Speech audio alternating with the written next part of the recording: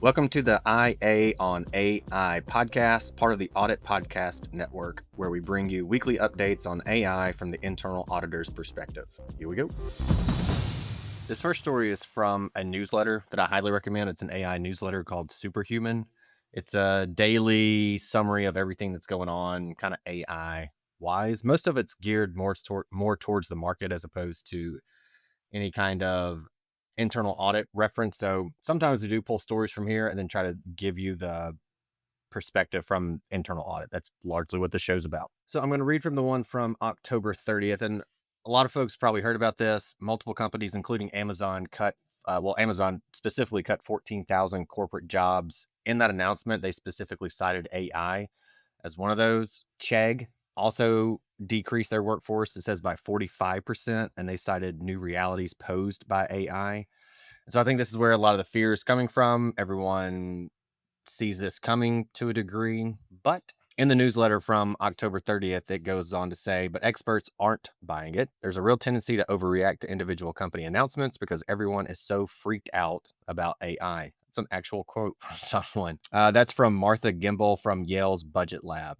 It also says that they believe that the recent layoffs point to company-specific hiring practices and economic cycles. And so from Yale's Budget Lab, they've tracked market data since 2022 and notes that a lot of companies cutting jobs today went on massive hiring sprees during the pandemic when interest rates were near zero.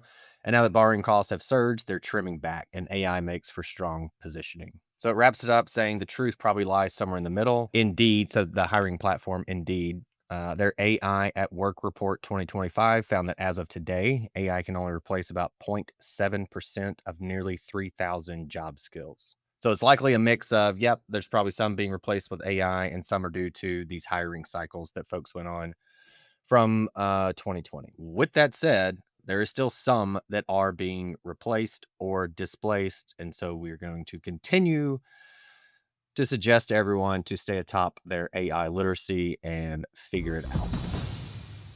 The other announcement I think most people are going to be more excited about is from Microsoft. So this is from their website from October 28th. Microsoft 365 Copilot now enables you to build apps and workflows.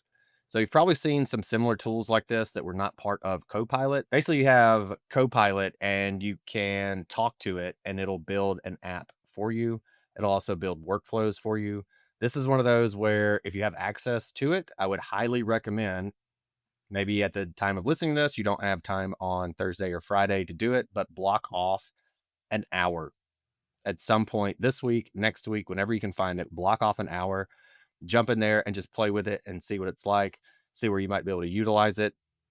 Go through your backlog of AI use cases or analytics use cases, whatever it may be, a combination of those typically, and see where you might be able to apply some of this new functionality. On the risk side, this is really no different than people using Excel. So any individual control that has a lot of Excel use, where maybe they've been using a lot of formulas or something, I think we all know the risk in that and how that can be pretty problematic. Well, now we have these individual apps that can be built. And so how are we going to audit these individual apps that someone might develop to execute on a specific part of their control or a workflow even? So I think that's the takeaway from this week. Thank you for listening, and be sure to follow the link to greenskiesanalytics.com in the show notes and schedule time to see how Green Skies can make the hype of AI a reality in your internal audit department.